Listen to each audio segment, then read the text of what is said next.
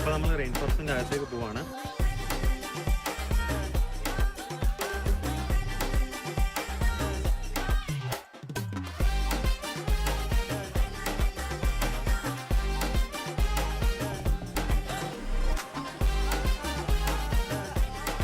ഇപ്പം നമ്മൾ റെയിൻ ഫോറസ്റ്റിനകത്താണുള്ളത്.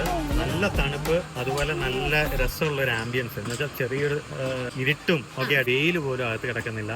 ശരിക്കും ആ ഫസ്റ്റ് ടൈമുള്ള എക്സ്പീരിയൻസ് ആണ് റെയിൻ ഫോറസ്റ്റിനകത്ത് നിൽക്കുന്നത്. അതുപോലെ ഈ വെള്ളത്തിൻ്റെ സൗണ്ട് ഇങ്ങനെ, അത് നമ്മളിപ്പോൾ അങ്ങോട്ട് പോവാണ്. അപ്പൊ ദേ നമ്മള് അരുവിയുടെ അടുത്തെത്തി. അതുണ്ടോ, നല്ല രസമില്ല കാണുന്നു.